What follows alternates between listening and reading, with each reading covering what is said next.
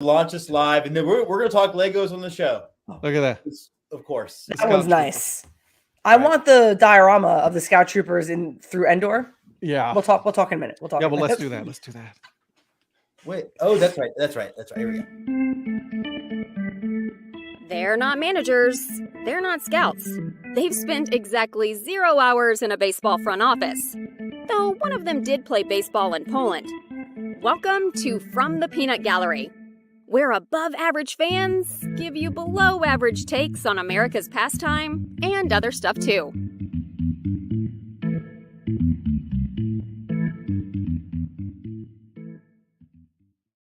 To the first episode of From the Peanut Gallery. We will be doing some editing to that as we've had a couple of personality changes, but some big personalities we still have.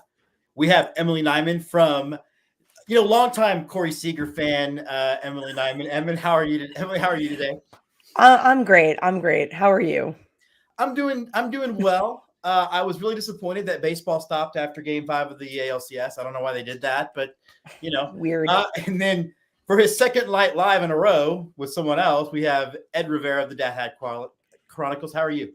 What up? What up, son? We have a fun show for everybody today, and like I said, it's a brand new show. It's going to be a little all over the place. I think we're going to talk Legos later on, so I'm excited about that. But I do have to come clean. I'm always like talking about how, like, if you love people that love baseball, you root for them. So I do have two guys, one of whom I served with, one of whom whose career I saved. That's he's watching now. That's right, Eric. Yes.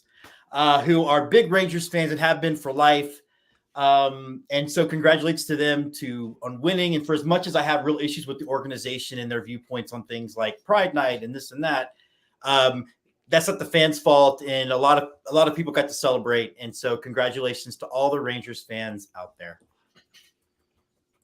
Yeah, I'm not gonna lie. Going through, I think it was the main account at Rangers on X or Twitter. They asked for a thread of like everyone's reactions to the last out, and just scrolling through, seeing people who are in their 70s or 80s, reacting to it like people who thought that they were gonna die without ever seeing this team win a World Series. And you can't help but, just baseball is the best, and you just can't help but even feel nice and get emotional for those kind of fans. I'm currently on that list, so I might die. I was gonna say, yeah, because Ed, I don't think so, but I think it's weird, and because there was this really great video of somebody had shot his father. He's like a news reporter or something. He had shot his father as he reacted, and his dad just like sat in the chair and cried. And I'm thinking to myself, like, so I cried in 2017. I didn't cry in 2005 when the Longhorns won the national championship, and I didn't cry in any of the 3 Super Bowls. I think baseball's different, Ed. Like, I think. Oh yeah, 100%. Why? But why? Like, why is that different? Like, it's simple. It's America's pastime. Let's be honest, right? Like, you grow up. Like, that's the one thing. Like, and this is how I equate this, right? Is, but with baseball, you grow up playing the game, right? Like, your parents, right? You learn how to play the game from your parents and your family members, grandparents, whoever, right? It doesn't matter. It doesn't have to be parents, but you grow up with that, right? And then as you get older, you still reminisce on your childhood, and to finally see your team. Well, I haven't seen that yet, but eventually when they do, then it's gonna be fun, right? Like, we came very close. My team came close in 2016. It was like this close. A rain delay away from winning. We were a rain delay from winning. We had the momentum going, and it was taken away from us. So, yeah, listen, there's nothing. Football is not going to be the same. I was at the 2017 when the Cavs won the championship. I was in Cleveland still, and when that was like, it was like pandemonium. I was hugging people and all that, but it's like, I don't know if it's gonna be, like, I know baseball's gonna be surpassing that. Once Cleveland does win it, it's gonna be like something like euphoria everywhere. It's a grind, like, especially people, if you're getting that emotional about your baseball team winning the World Series, it's most likely because, like everything that Ed said, your entire family's watched it. You watched it with your dad, your dad's dad, your dad's dad's dad watched it in a lot of these cities, but also you've probably watched at least 100 games this season. You know what I'm saying? Yeah, so yeah, it's such a grind, and it's even for the best teams, the teams that win 100+ games. There are months where it's a grind, where things are not looking that great. This one's getting a little injured. This one doesn't look right. You're always feeling like when is the other shoe going to drop? Yep. And I feel like the only fans that maybe didn't experience that were the Yankee fans in the late 90s to early 2000s, where they won like every World Series in a row. Because even me, I never really experienced that, just because I didn't grow up in a family that like loved the Yankees. So like I wasn't a little kid watching those World Series. So like even me, I feel like all right, they're good, but who are they going to lose to in the postseason? Who's going to be the team that beats them? Like, you're just always feeling defeated as a baseball fan, no matter what team you are a fan of. So it's just nothing is like it. You're emotionally invested, right? Like, I mean, you can't finish it all out. Like, you're just. I cried last year when they lost. 38 years old. And I have actually myself to like, I watch the first spring training game and that's it. I don't watch any spring training, because I know come pitch one, it's going to be, even if it's not on the main TV, just going to have it on the laptop on silent while watching something else. Like, we literally will watch 180 baseball games a year. I have it in the background always. This is why I love spring training, because I can be at work and then have it in the background and still listen to it. That's nice. That is nice. Maybe I should try that. Yeah, because like you don't care about the game. It's just nice to have live baseball happening with like names that you recognize. You know, nothing. Bingo. No disrespect to college baseball or whatever that starts around the same time, but hearing your guys, you know. Exactly, and that's what it is. So the playoffs happened. Did they? I wasn't aware of that. But like overall, what was your take on the playoffs? And we'll start with Emily.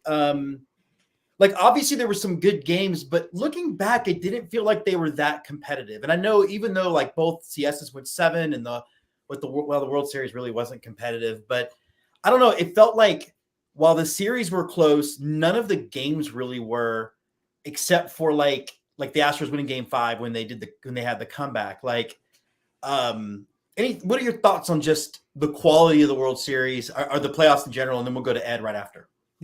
You know, I think that my perspective is a little skewed because my team wasn't in it. So in my opinion, it was fine. It was okay. Like, I would have preferred, obviously, some better series, but I think it's tough. You know, those 3-game best of 3 wildcard series are tough. You know, it's hard to get something going there. Right. Even the best of 5, it's hard to get something going there. It's easy to drop 3 in a row. So I think that it was almost relief. It was nice that my team wasn't one of those teams that just got all the way there and then just shit the bed like the Orioles. Like, there were so many teams that I felt like had that. And because it wasn't my team, I enjoyed it. I enjoyed the bracket falling apart. I like that. I think that postseasons that follow the bracket too closely, even in baseball, it's boring. Like, it would have been boring if it was the Orioles versus the whoever, you know, who was the best team in National League? The Dodgers or whatever, the Braves. Braves, like, that's boring to me. And that doesn't even guarantee a better series necessarily. So I think that the earlier rounds it was nice it wasn't my team, and the later rounds were exciting. 2 7-game series, you know, I think that was cool. Or 5-game, whatever the National League was. As you can tell, I was very relaxed watching the postseason. I'm like, however many games it was. Game 5, the NL went 5-2 because the Diamondbacks just really came out of nowhere and were the story. But Ed, how about you? Just overall, overall, I was a fan. I loved it. And in my opinion, I believe that baseball has the best playoff format. Okay, because you have the best of 3, and then best, the 1-game wild card. I was not a fan of that, right? But like, the best of 3 was awesome. Then you move to a best of 5, and then championship best of 7, right? I think that overall, me personally, I'm always going to be rooting for like the underdog, unless it's my team. So I'm always going to be rooting for the underdog, right? So I really love the storylines of like these teams that came out of nowhere, right? You got these 100+ teams that just, like Emily said, just shit the bed when it came to the playoffs, right? Baltimore, everybody thought that they were going to make it far. That didn't happen. The Dodgers, everybody thought that they were going to make it far. That didn't happen either. The Atlanta Braves, right? So you had these was teams that awesome. were like the top of the, all year long, and then all of a sudden nothing happened, right? Yeah. And then, not to put some salt in your wound, my friend here, Jim, but like, with everything that happened with the Rangers at the end of the season and losing that division, right? And then, Houston come in and winning it. But like, that storyline was really good because then you got to see what happened, right? Like, okay, Texas, the Rangers are pissed off, so they're gonna go. They went through a gauntlet and they just dominated, right? Philly came up short. They came up against a good, Diamondbacks team that, again, same thing. They were competitive for most of the year, but you never thought that they were just gonna make it, and all of a sudden, boom, again. Yeah, when Houston swept them, and yeah, I get it. Game 3 of that series was their hangover game to close the series out, but I mean, those were 2 tense games. Talking about like feeling like playoffs already. I think 1-0 was one score, and 3-2 was another. Like my grandfather was happy because that's how baseball scores should be. There were 2 lame storylines to come out of it, and in one, I'm going to ask you guys to find a way to defend Alex Bregman in just a second. But the one thing that I was tired. The narrative I was tired of was the whole layoff was bad for the top teams, and of course they don't really care about that until it's the Braves and Dodgers that are out, and all of a sudden it's like the ratings are gonna disappear before our very eyes. Ed, like I understand the arguments on both sides, but to me, you play for that 1 seed. You want the time to get healthy and You do. And then I asked this question on my live show, by the way, the Data Chronicle Sports Show. But I asked that question, right? I was like, okay, did the top teams, except for the wild card, right? Like, did it affect them, right? But at the same time, it's like, listen, they want to play for that. Why? Because now they're resting their players, they're resting their pitchers. Now the pitchers are all fresh and ready to go. So if you were to tell me though, these teams were like, yeah, no, we'll take it. And we'll take our chances in the playoffs. But I think it kind of did affect them, right? Because they were not playing. And then it gave an opportunity for these wild card teams to get hot at the right time. They got really hot at the right time. Again, you had Philly that got hot. Then you have the Diamondbacks and Texas. So there's a lot of things that happen all of a sudden that were like, here we go. So it made it for me. It made it for a really good storyline, like you're saying, throughout the playoffs. Emily, do you want to follow up on that? Yeah, I mean, if you were to ask literally any team, let's say if you are the 1 seed, you get to choose if you want to have the time off or play a series now. Every single team is going to choose time off. Every team. Yeah, and I think that part of it's a sport of attrition, and part of that is managing the entire season and managing momentum and trying to capture it at the right time and hope that it hits at the right time. And that's why those teams that sneak in with the wild card and have those division races are dangerous, because they're playing hot baseball. And those are the teams that win, where the teams that have won, 106 games and won their division a month and a half ago, they've been trying to manage that and get to this point. And when it comes to, people always bitching about the 100-win teams when they lose, this tournament has never been about crowning the best team. It's the about best regular season team. Yeah. Right. The best teams, these are the top 12 teams in the league by record. There's no like funny business there. They've earned these spots. And oh, shoot. Sorry, I forgot where I was going with that. They've earned their spots in the postseason, and it's about then winning that tournament. That's it. You know what I mean? Like people try to make it like, oh, like it's a federal offense that the Braves lost or the Dodgers lost. They have to beat the teams that are playing. You're trying to tell me that they would have fared better against a better team in that moment? They played the worst ranked team going into the tournament.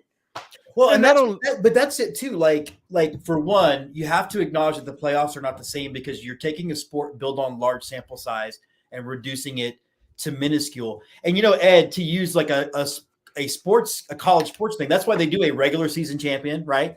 And then you have your conference tournament at the end. All right, so I got to ask you guys to defend Alex Bregman here. Now, Alex Bregman, when the Astros won the division, made a cheeseball statement about you couldn't imagine, or what would it be like if the Astros didn't win? You'll never know. Corey Seager did the same thing. And my argument to Corey Seager is everyone, all the national media up until August was like, well, eventually the Astros are going to win this division. And then it got close. So there was those dialogue, that dialogue of, wow, the Astros might really blow this division, versus no one saw the Rangers coming. So no one was talking about the tragedy that it would be if the Rangers didn't win the World Series. So I think that the Rangers interpreted that as some kind of a shot at them. And I just don't think it was. I mean, I think that's shit talk, right? Like you can't be afraid to talk shit. If you are, then you don't ever do it. But it's what makes the competition really, really fun and makes it exciting. And these players, they take everything personally. Anything that each other says, they assume, unless they're talking directly to, like, I'm talking to you, the press, I'm going to use that as fuel. If I'm Corey Seager, I'm going to use that as fuel. I'm going to say this was a shot at us. This was a very tight division race. When they won it, they then had that to say. So I'm going to say that. And especially because look at what the Astros have built over the last decade. So if I'm the Rangers, literally anything that anyone from the Astros camp has to say about anything that has to do with my team, which the division does, especially this year, and they had the division and then they stumbled and they freaking fumbled the bag at the end, I'm going to take that personally. And I don't think there's anything wrong with that. I think that's what makes competition exciting. Yeah. I just think that I don't take his retort personally. I just feel like it justifies my theory that people in Dallas can't read. Ed. I can argue with that. So, and like Em said, like, like you're going to have locker room, bulletin board going on. Like, that's what happens. Like, that's why sometimes some of the players need to be careful what they say, because it's going to be used against them later on, whether good or bad. It doesn't matter. Sure. It's going to be, that's what's going to happen, right? The media, and they're going to pick that little piece up and then they're going to. And that's why I hate it, by the way. I hate it because I hate seeing receipts get pulled. I just. Exactly that, right? The receipts are going to get pulled. I hate it, but I get it. But it is, and it's okay. But it's okay though, like, because this is a sport where like you need every possible way to gain an advantage over your opponent.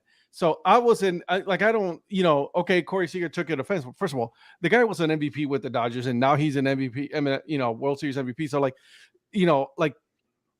him saying that ever do it, dude. Just yeah. we know, long time, Emily. Right. Like, I mean, the dude can slide like no one's business. You made hearts. You made hearts. Hold on a second. Your love for Corey Seager. Love is real. Can I see? No. Oh, there it is. Oh my God, you guys! On Corey Seager, can I do thumbs up now? Yours isn't working. Mine isn't working. Of course not. Yeah.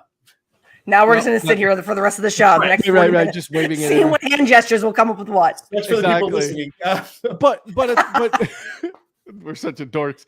But but again, it's okay. It's all right. Use it. And there's nothing wrong with that. Just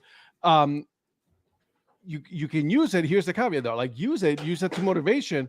If it backfires on you after you use it, though, you got to be careful, because someone's going to pull receipts on you later on. Yeah, and I think for the most part, these guys' rivalry is relatively good natured. I mean, we've all seen, so I don't think any of it comes too seriously. And what I try to do is avoid the Twitter meltdown of it all, because it's just, I mean, I feel like Emily's like my Twitter psychologist, because sometimes I'll just be like, I can't handle it anymore. But maybe because I also put it too, it's like that Houston fans are going to be mad. Oh, I wrote this like scathing, really rude reply to Ed. And I was like, you know what, though? But I love him. So I deleted him, and then I apologized. So I did. I apologized. I deleted it. And then I messaged him saying, dude, that's not me. And I don't want to let something dumb, because I'm not built that way. It's such a like. And the way I do it, online is built for that. It's built to get under your skin.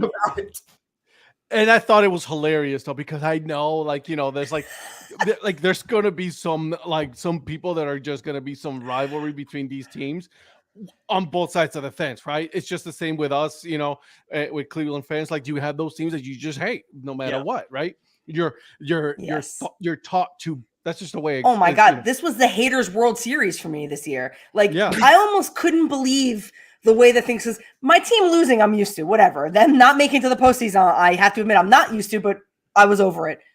It's I okay. couldn't believe the way that things were panning out this postseason. Like, I almost felt like I had died and gone to heaven because I was like, every team I fucking hate is losing spectacularly to the point that I didn't even care that the Astros got to the ALCS. Like, I was like, you know what? I'm okay with this. The Orioles lost, the Braves lost, the Dodgers lost. Like, all of these teams that I couldn't wait to see their fans in pain. I wanted to see it.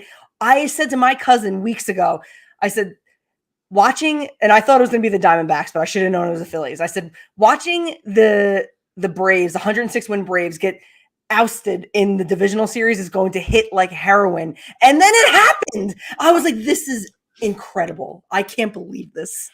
And then when you guys lost to the Rangers, I was like, this is my World Series. This might be my World Series. And it's a loss everyone saw coming because reasons. I knew. I hate to say this, but I had Texas pegged going to the World Series.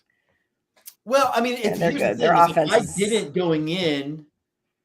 Oh my God, my poor wife is trying to come by. You guys, she's come home. She's coming home, but she's been in town for like 6 days for the last 6 weeks.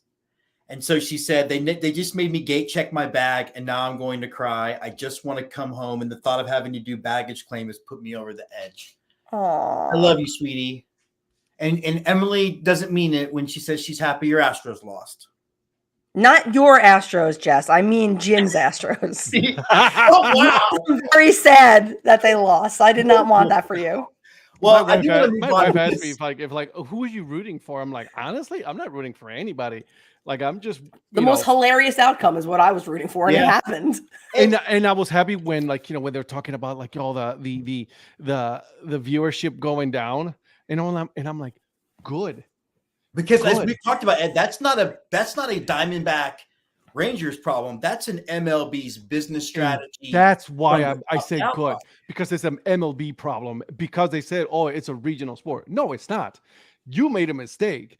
And now you guys have to deal with the fact that, like, our sport that we love has low ratings because you decided. And again, I know you guys have, fans of the big teams, but like, you guys are propping up the big teams constantly and forgetting about the fact that you have the Rangers, who are a small market. You have the Rangers, the Rays.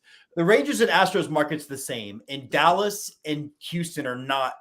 Like, Houston's the 4th largest city in the country. No. I didn't mean the Rangers, but I meant the Rays, the Milwaukee Brewers, Cleveland, like these mid-market teams. You're not propping those teams constantly. Why? Because, they don't bring the numbers. Because you don't let them. Well, really and truly, the MLB promotes 4 teams, right? Yeah. It's the Yankees, Sport, Red Sox, Cubs, and Dodgers. Those are the teams that, and I get it, right? Because people are short-sighted. So if like when you're scheduling out your national TV audience through the year, you want to get the ratings that as much ratings as you can get now, as opposed to maybe taking a knee on that and promoting other teams throughout the regular season in those national spots. So that way they do get to the World Series. People do know who they are. And there is some level of, but what do I know? I'm only in film and television for profession. But that's why it's important to expand the playoffs, because for all of these years, first of all, you let a bunch of teams be really shitty for all of these years. Yep. So then when it's like, when they suddenly become good and they make it to the postseason, like, oh my God, they don't have that many fans. I can't believe it. They haven't played a national game in God knows how long, because most of their 50 years, they've had a losing record. That aside, for many years, only like 4 teams made it to the postseason.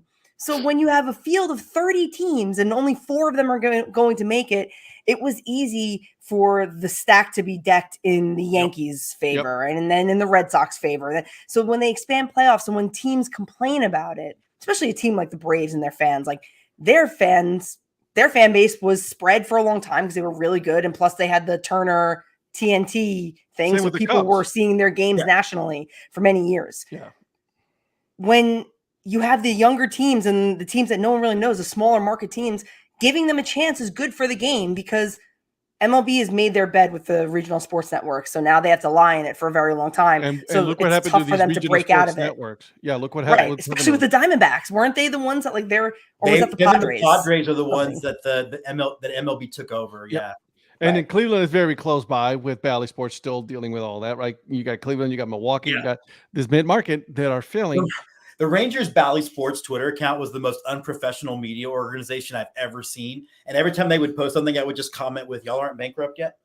But I do want to get to a different topic, although somebody does say to you guys, hating the Braves is like hating puppies and ice cream. What's up, Phil? That's head fit. That's Phil. He's a Braves fan. Well, I'm a cat person, and it depends on the kind of ice cream. Okay.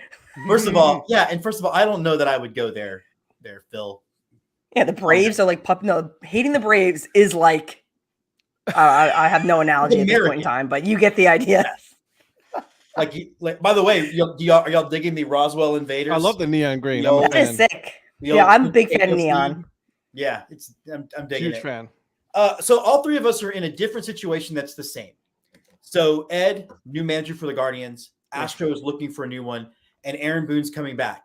And Emily, you had a tweet that said something to the effect of, look at all of these people complaining about a job that doesn't matter anymore, right? Or something to that effect. Okay, so I'm going to start with you then. Do we overrate how important an actual manager is? And what do you think a manager's actual role is when it comes to a team in a regular season? I think that a lot of people tend to overinflate what their role is, because when you look at the other sports, like, a head coach in football, like they are actually devising strategy and plans, where all of that in baseball is happening before the pitch. There's not that many decisions to be made that are like, what are we going to do in this exact moment? Like those kind of decisions that they're making at that field level are not as impactful as the team's process that got them here and got them these players. And because of, like you said, that it's a sport that is based over that you need a large sample size to really flesh things out at this talent level, that because of that, it's more important for the manager to be in line with what the organizational process is. And listen, that can be good or bad. All I'm saying is that I don't think there's enough decisions that really can be made on the field level in game that will sway a team one way or the other, and enough wins or losses to really make all that much of a difference. You know what I mean? How many games are really coming down to like, oh, the bullpen, like how many bullpen, like we're going to blame every loss on Aaron Boone for one reason or the other, because it's easier to do that than it is to say, well, you know what? That's baseball, Susan. A lot of people, they want to be angry about it. So it's easy to act like the manager has a lot more to do with wins and losses over the course of 162 games than not. I think you just actually nailed the biggest issue with the Astros this year, in fact, because now we're learning about all of this. Not just the GM, but all the front office was frustrated with Dusty because he wasn't playing guys. Like not playing Diaz was stupid. Like he led all catchers in home runs and didn't play. But yeah, I think you're right there. Ed, what about you? I mean, especially in the American, well, now it's all of baseball. Now that you're the designated hitter, all of those decisions have just gotten less impact. Yeah, yes and no. I mean, I still think that there has to be some kind of chess play, doing in the game, right? Which pitcher to bring. I was like, yes, I know. It's like, all right, so if this pitcher right here doesn't get this guy out, then we're gonna bring in the lefty or whatever, right? There is already a plan ahead. So, but I also think like and I'll take Terry Francona as an example. The guy inspired the team. Like, I mean, my Guardians were just atrocious this year, and the reason they won is, and I truly do believe this, is because of Terry Francona. That man he knew how to manage a team. He knew how to manage, everything else, around them, right? He knew how to keep composure and all that. My worry right now, because we just hired a new manager, right? First year guy too, right? Huh? First year guy to do it, yeah. That's my problem. And I don't have a problem with him as a manager. I'm sure he'll probably do well and everything, because from everything that I've heard, super smart guy, right? He's a catcher, right? So like, track record says right now that like a lot of the catchers that become managers are really successful. So I have that going for them. But my issue is there's really big shoes to fill with a sure first ballot Hall of Fame manager that he's going to be automatically compared to him. You know what I'm saying? Yeah. No, I totally, yeah. So it's really hard for me to like, because everybody's been asking, hey, how do you feel about it? I'm like, I don't know. I don't know how I feel about this hire, because I haven't heard anything from him as a coach or as a manager anywhere else. This is his first managerial role, and I don't know. It could go either way. At the same time, Cleveland is a very, a lot of people say cash strap, but I say cheap team when it comes to like, lowest payroll in baseball. But who's counting? Just kidding, everybody. Exactly. Yeah, all of us. But hey, listen, we still got 2 Gold Gloves out of this, right? Quan and Jimenez. By the way, can I say that? Francisco Lindor, no Gold Gloves, no All Stars. Jimenez, 2 Gold Gloves, All Star. Just wanted to put that out there. Wow. The salt is strong. We respect Frankie Lindor in this house. We respect them, not so much. Can I make a point about the manager? Please. Yeah. At the end of the day, this is a business, and this is a $1 billion business. Craig Counsell just tied a major league record for making $8 million a year as a manager. That's how little, in relatively speaking, these guys are being paid over this long. Mm-hmm. So I think that if the manager, and even, think about what head coaches make. Think about what head coaches make in college for NCAA football. Yeah. They make more than that. So, I think that speaks to their importance in terms of what they're able to do. And obviously, I'm not comparing college to pros. Pros is a different animal in and of itself. But I think that really says it all, that you just follow the money and see who's paid the most and who's easiest to let go and who has actual leverage. These managers don't even have leverage. They sign contracts, but can still be fired. They don't even really have any leverage. So, well, and you could also be the Astros GM and not realize when the your potential manager candidate contract ran out. Ed, we ought to send a special shout out to our friend Andy Tom Chesson and ask how much his Jimbo Fisher is being paid to head coach the Aggies. That's a lot of money. For not a winning record. Yeah, that team sucks. Yeah. Texas A&M is not good. No, it's going to be it can be rough going for him for a while. Yes, it is. Sorry, buddy. And aren't they going to the SEC next year? Yeah, it's going to be fun. SEC is about to get interesting. I think so. Well, I actually think college football is going, and we can talk about this further in the offseason, but I think that these conferences that you're seeing being formed will be destroyed, and the 64 top teams are going to form their own thing and be done. They're going to be their own league. They're not going to be part of the NCAA anymore. They're going to, because it's the second most profitable sport outside of NFL, is college football, which is nuts to me because it's the minor leagues, is NFL minor leagues. And athletes, everybody. I love that. And you got to raise a little bit higher so I can see it a little bit. Hey, there it is. Okay. Did anyone watch the post games of the World Series or the? No. Oh my God. Girl, listen, it was a lot of times it was Central Time. You know who had to be going up at 5 o'clock in the morning, getting up? They ain't got time for that. Big Papi, I think it was game 1 when the Rangers came back and then won the game. He said, he referred to Corey Seager as a cookie monster, and he said, "You don't throw a cookie to the cookie monster," because he threw that pitch right to him. Big Papi's amazing. Tough. Oh yeah, so then the rest of the series just calling him Cookie, and he had this exact stuffed animal. Proudly. So then obviously I had to order it because I'm a freak like that. I was like, I need that one. It's so cute. That's pretty good. I'll give you that. That's pretty good. The only adult to rush order a Cookie Monster in the last 30 years, by the way. Seriously. No, oh my God. Did you know how many adults? I was searching online. Elmo's been sold out for decades, but boy, they got a Cookie Monster for you. I've always been more of a fan of a Cookie Monster, to be honest. Elmo's voice I think it's because my daughter listened to it too much. Yeah, that'll do it. Elmo before my time, and I actually quit watching that whole Sesame Street Electric Company thing when I was 4, and Spider-Man didn't talk, and I was like, well, I'm out. I cannot have the wisecracking Spider-Man not talk. So see you later. The Muppets were more my speed anyway. A little sarcastic, Muppets like that. It. Hey, so I saw some projections on salaries, and I do want to talk Legos with you guys because I'm fascinated by this. But let's do one more quick baseball topic. I love it. So I saw these projections of what some of these free agents will be, and some of them look like they were on crack. I saw somebody giving Bellinger a 12-year deal.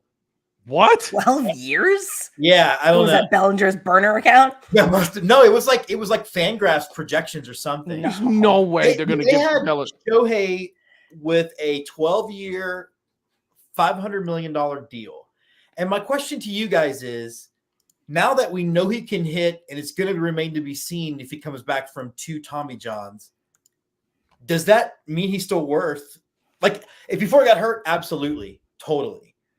Emily, start with you on that. Is he still worth what he was before the arm injury? I don't know if,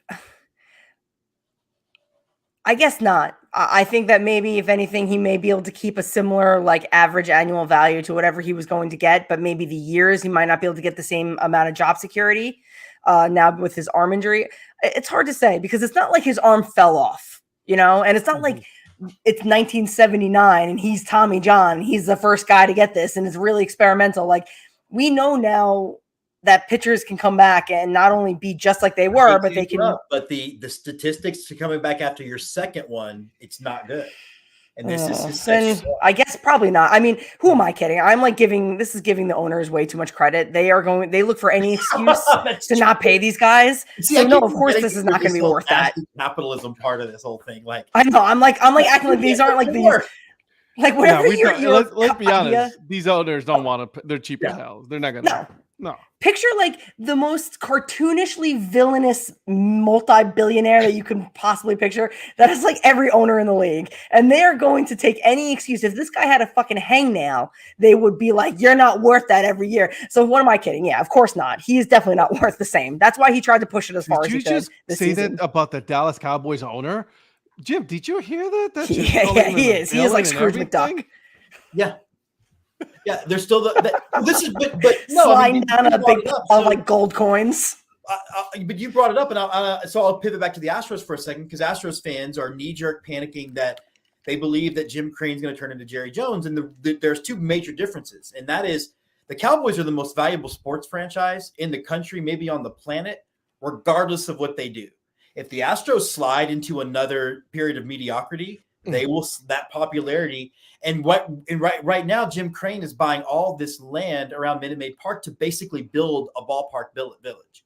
He's not going to be Jim Crane. They can calm down. I mean, Jerry Jones, excuse me. Look, I've been living with Jerry Jones for a long time. It's like having an abusive relationship, because I always think this is the year. No, it's not.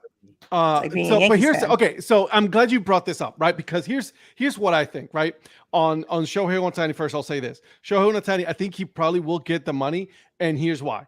One, not only because of what he can do on the field, but also you got to look at it from the entertainment side, right? You have a big, massive market that he brings with him, right? So you have fandoms that will come with him, and then at that point, that will raise the value of the team. So I think for that very same reason, he will get the money. If I'm his agent, that's what I pitch him. I'm like, listen, the guy can hit, the guy can pitch, and also he's going to put butts in your seats. An entire country is going to. Yeah, you're right. Right, and that's why I think I have to look at it from not just from the on the field, but also what happens off the field with him. Right, New Balance is making money right now because they signed him to that. And Emily, I guess you're also going to see immediate season tickets pick up, right? Like, oh yeah, for sure, yeah. Ed nailed it. You're absolutely right. He comes with.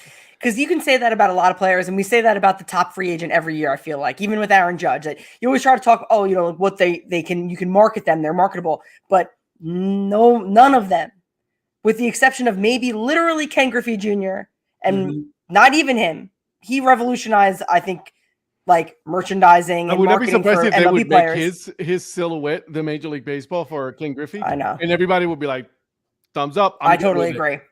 And Ohtani is 10 times that. And that's what I'm saying, right? He brings a whole country with him. Yeah. That's my whole point, right? When it comes to about Jerry Jones, and I'm glad you brought this up, and then, with Jim Crane, right? Jerry Jones is really good at building brands. That's his thing. Mm-hmm. He built the brand. He built the Cowboys, right? Like, I mean, you go over there and it's just like, that's just a whole city that is just, it's like Disneyland for adults, right? He needs to stay off the picking players and the whole side of the out of the strip club too, because he talks about glory holes a lot, and he's a real old man. Yeah, he is. Right? So, but I think that's what a lot of God, I can't. But that's what I think a lot of owners are doing now. They're buying and they're moving them to the suburbs because they're building these mini cities, entertainment centers. Look at the new renderings for the Tampa Bay Rays, right? Mhm. It's not just a ballpark, but it's also what's happening outside of the ballpark as well. Yeah. So, and that's where you see a lot of the value growing, So That's like my clearly advantage Minute to Maid the is players and salary. right? 100%. because like clearly Minute Maid is staying, but he's bought all these bars and restaurants around it, and he's going to be doing like I think we're going to get an actual Hall of Fame building and not a hallway. So that's going to be fun. Oh. There Yeah. you go. So that's what I'm right, saying. so I'm fascinated to talk to you guys about Legos for a few minutes because my grandson's getting into them, but you guys are like insane with this. Yeah. So Yeah. I guess we'll start. We'll go ladies first on this one. Like, talk to me about some of the ones you've done. Like, when did you get into this? And I know Ed, you've got some like you brought show and tell items. Oh, I for- do. I have show and tell. I have show for and the tell. episode. So just tell me, like, when did this even grab you as a thing you wanted to do? Lego for me it was pretty recent in like February, end of January of 2021. I've loved, for anyone listening, I've loved the Apollo space program. I've been obsessed with it since I was a little kid. Apollo 13 came out in movies when I was like 8 years old. I went and saw it with my parents. Ever since then, I was just enamored with it. So I've always been really into and felt really inspired by the Saturn V rocket in particular. And I've always wanted like my own model of it or something. And then I saw that Lego had a Saturn V rocket Lego set. So my fiance and I, we ordered it and built it within like, 2 or 3 days. And it was just the best thing I'd ever done. And I couldn't stop after that.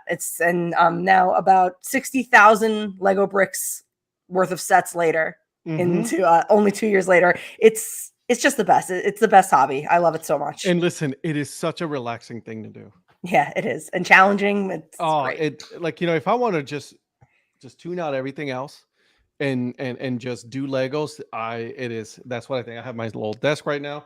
This is my next set that I have to build, right here. Wow. Okay, so you got the I have Leia mine. bounty hunter helmet. Okay. Yeah, look at that, Princess I got Leia. mine Nerd. right here. Oh, that's like a- nice. A Disney. Didn't that just come Disney out? thing. Yeah, it came out a few months ago. Man, look at I that. just built, like last week, I just built the a 3-in-1, the pirate ship, Yeah. which was an awesome build. It was on sale for $100 at Target, because that's also another thing that sucks about Lego, though, is that it's a really expensive hobby. It is an Um, expensive hobby. You can get, I just got my little niece into it, but you can get little small sets and things that are great that aren't super expensive. But then as you get older, and just like anything, I suppose, Well, how when you get let older, the things that you want get more expensive. Because they're like, so I'll be honest, I was an old man about it at first, going, in my day, we didn't have like things, we just built what we wanted to. Yeah. And then I tried to do one with Braxton that was like 4 and up or whatever it was. Like, this is complicated.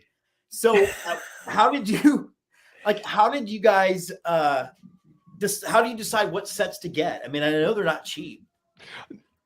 For me, I'm a huge Star Wars fan, right? As you already know, you and me have always been talking about that, but like anything, like all the helmets, like I'm only missing 2 other helmets because I like collecting them, because then I like displaying them on my desk, right?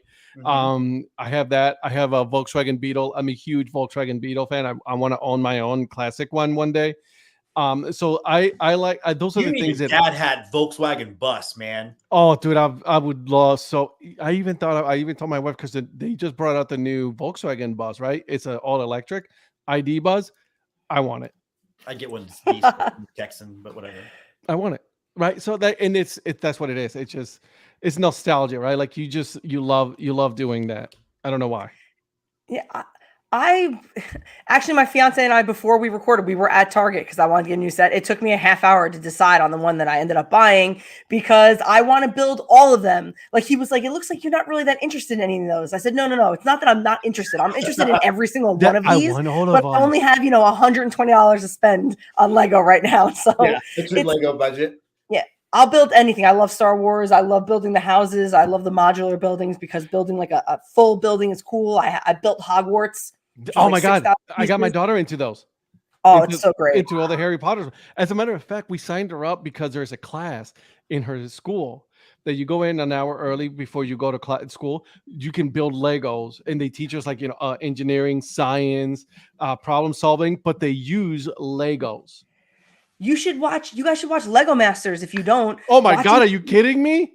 I Dude. love Lego Masters. We watched the US version and the Australia version. The Australian So one is good. the best one, by the way. It's so good. Wait, there's an Australian version? Where did you Oh, find yeah. it?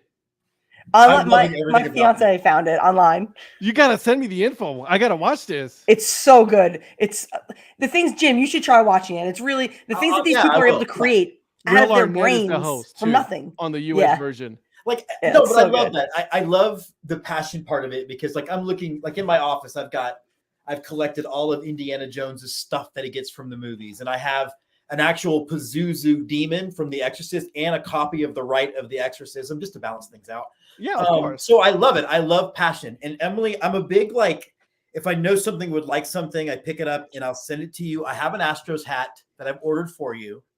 Oh That you will put in your house. no, you did not. Yes. So it will Oh be. my god. It's You like- are the best. I want that hat. Yes. I actually ordered 2 because I've never seen it in orange.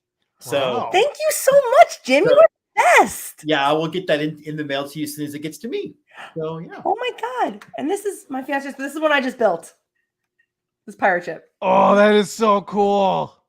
Yeah, this thing I actually really love this. Look at this. The mermaid on the front. I It's love really cool. awesome. Do you that. super That glue is I really- so together? neat. So Did I glue it together? No. Yeah, because there's some people that actually put it together, but they super glue it as they're putting it together. Dude, if I hadn't every single set get like 5 bags into it and then realized that I like turned a piece 90 degrees in the wrong direction 3 hours ago, I would have I'd be the balls. so mad. Okay, so real quick story. Go My for it. fiance, one of the first sets that we built was the Ecto 1 from Ghostbusters, which is new trailer excellent dropped build. today. Excellent trailer. Excellent build. Highly recommend this build. I also wired it up with the light tailing kit. That was also very fun and challenging in its own way. But when we built it, the way that we did it is I built all the odd numbers because Jim, anyone listening, if you've never built Lego, the sets are broken out into numbered bags. Yep. 1 through whatever it is. I built the odd ones. Daniel built the even ones. That's how we were doing this. We get literally the last step, putting the tires on this car. I put the back left tire on. It doesn't roll because there is a single stud brick that had been turned 90 degrees in the wrong direction. I go through the directions, look, praying that it was on an even bag so I could say it was not my fault. It was yours. It was mine in bag 3. This set had probably 30 bags. So we had done this 9 hours of building ago. It took us then an additional 2 hours to figure out, okay, we can't take this thing apart because we'll never get it back in the way that you take it apart. Trying to figure out, how can we pry this to...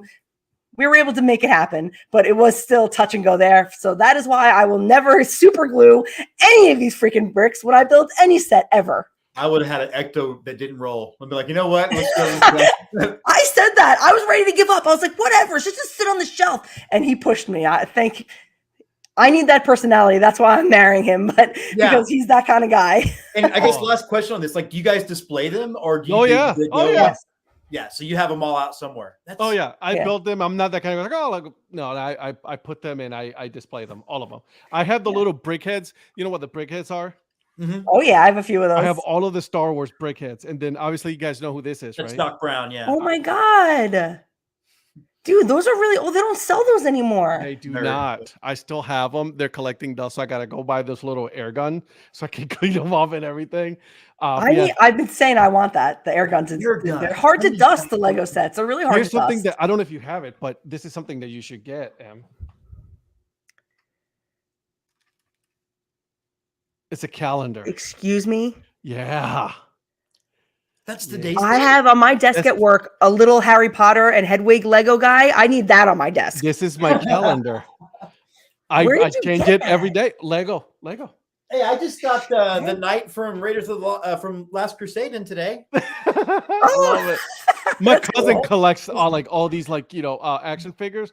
Has like a room dedicated just to action figures. This took me. That's 3 gonna be me seconds someday. to put together. Lego room. This took me 3 seconds to put together. I love it. Congratulations. I mean, you should get the Tales of Space Age little set. I do thing. want that. And Ed, you should, if you've never gotten a light tailing kit to like put lights on your sets, Yeah. you should definitely get it, especially for the car. I might just do that. Dude, I'm telling you, I love this. Let's go ahead, Emily. Sorry. I was gonna say I got one for my birthday and wired up the Ecto One. Dude, it was awesome. Like it was so challenging in a different way, and it was great. I love it. I'm gonna get more. I gotta go get more. I'm gonna demand that we have, whenever it's appropriate, Lego updates from you guys, because this is whenever it's appropriate. Any day is appropriate. Well, that's what I'm saying. I literally am building a different Lego set like every week. So say if you get it when you get a new one, let us know what it is. I think that's great. I just love people who love things, and life's too short. And it's you know what it is. It's your childhood, right? You know what I mean? You just like this nostalgia of it, and it's such a cool thing. I want to build some more. I just don't have any room for a lot of this stuff. But I want to build more Legos. That's the get the light tailing. That's the cure, because you put it into a Lego set after you've already built the set. You know what I want to do? I want to, the little sweet. set that they sell with you can take a picture of yourself and it's in black and yellow and grays and whites. Oh, yeah, I might get that. That's cool. Yeah, that mosaic thing. The mosaic thing, yeah. Yeah, get that so I can see what it's like. I'll get it. Yeah. I think it's on sale like Is $50 it weird right that now. I did buy my Pazuzu statue from The Exorcist and was afraid to open it. Oh no. No, I would be terrified. 100% terrified. But then when I got the right of the exorcism to go with it, I put it in there. And then you're like, right. okay, cool. That is going to wrap up the first edition of this show. I love that we went everywhere. This was so much fun.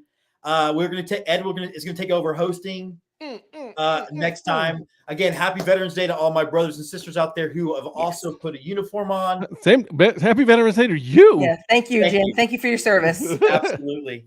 This has been so much fun. Like I love people that are passionate as I look around at all my passions. Right. We will also have on the show, we'll be off, of course, the Wednesday before Thanksgiving, but the Wednesday after, we're going to have a special co-host. Little Orbit will be here and on the show. Nice. Orbit? My dog. Oh yeah. Leone will be making an appearance. And then, guys, on Friday, we will have, actually tomorrow, on New Fanboy 76. I watched the first Hallmark movies of the year. I will break those down. And then on Friday, we will have Y'all Fight Suey. We'll discuss how the Longhorns literally escaped from a win. Ed, when are we going to see more Dad Hat? Actually, I have my sports show tomorrow. So it's every Tuesday and Thursdays, 9:00 Eastern time. You're doing twice a night now? Twice a night. Yeah. And then in between, I do this. And then my podcast comes out every Monday at 6:00. This one I have is a 3-part this week. With Patrick Larson of MILB Head History and Paul Caputo of Baseball by Design on our thoughts on baseball expansion and relocation and our thoughts on the season. So yeah. Nice. And then, Emily, when are we getting the next Breaking Balls? Hopefully soon. It's me dragging my feet. It's not my co-host and it is certainly not my producer. It is me. We will get one soon. When is the wedding? Like, do y'all know yet? No. She's like, no. You can plan a wedding with around a 162 game season. It's very tough to fit things in. Not right meow, okay? Not right meow. All I'm saying is, don't get it wrong, everybody. My fiance is not a baseball player. We just are obsessed with watching baseball. My child made sure her wedding occurred on the day off in the ALCS. That was good. Raised her right. Raised her right. All right. Well, that does wrap up from the Peanut Gallery. We will be back next week. Same peanut time, same peanut channel, I guess.